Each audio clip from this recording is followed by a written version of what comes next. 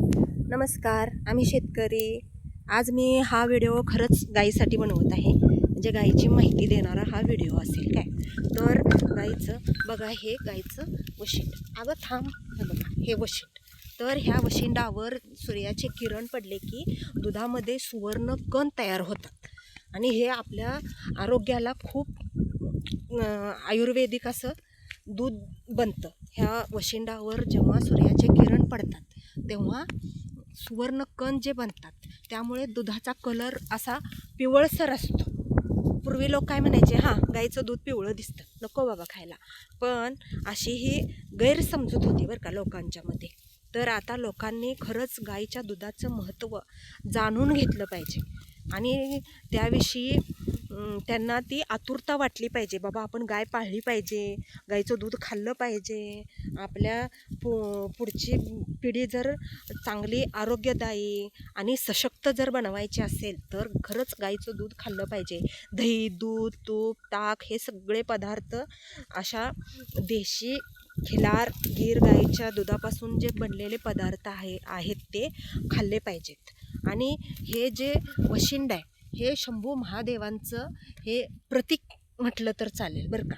आणि ही देशी वाण कसा ओळखायचा, तर ही बघा, ही झालर किंवा कांबळ म्हणतात याला, ही गाईला पाहिजे. तर ही खरंच देशी गाय. आणि ह्या देशी गाईचे जे दुधाचे पदार्थ आपण खातो तर खरंच त्याच्यामध्ये जे पाहिजे ते सगळे विटामिन्स, कॅल्शियम भरपूर प्रमाणात असतात. आणि ते दूध लहान मुलांना, वयस्कर लोकांना, खरं तर सगळ्यांनीच ते दूध खावं.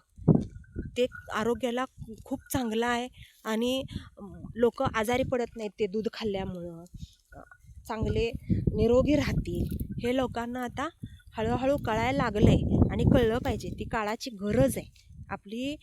एवढी लोकांची जी आजारी पडण्याची जी काय म्हणतात ते आजारी पडण्याची जी आता जी पिढी जी आहे ती एवढी आजारी पडायला लागल्या आणि त्याच्यामुळं जी एवढी अशक्त पिढी बनायला लागल्या, काय सांगायचं तुम्हाला.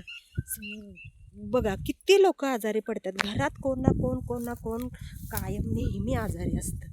तर ते जर कमी प्रमाण करायचं असलं तर आपला आहार योग्य पाहिजे, काय खाल्लं पाहिजे हे लोकांना कळालं पाहिजे आता. म्हणून बघा, ही प्रत्येक शेतकऱ्याने गाय पाळावी, तिचं संगोपन करावं आणि ती निदान घर खर्च आपला जो घरातल्या आपल्या मुलाबाळांना कुटुंबाला लागेल एवढं दूध तरी निदान घरच्या घरी आपलं निघालं पाहिजे आणि पण खाल्लं पाहिजे. आता बघा पुढच्या ह्याच्या काळात जर म्हटलं तर मला वाटते जे गाय पाळून हे दूध म्हणजे जे घरच्या घरी खातील त्यांनाच दूध चांगल्या पद्धतीनं चांगलं खायला मिळणार आहे. नाहीतर विकतच्या दुधात भेसळयुक्त दूध, चांगलं दूध आता मिळणं कठीण होणार आहे बरं का. इथून पुढच्या काळात चांगलं दूधच मिळतं का नाही ह्याची शंका आहे. तर बघा, सगळ्या शेतकऱ्यांनी गाय पाळा, चांगलं तुम्ही पण खावा आणि बाकीच्या लोकांनाही चांगलं दूध द्या, गाईचं संगोपन करा. थँक्यू. आम्ही शेतकरी. श्री गुरुदेव दत्त.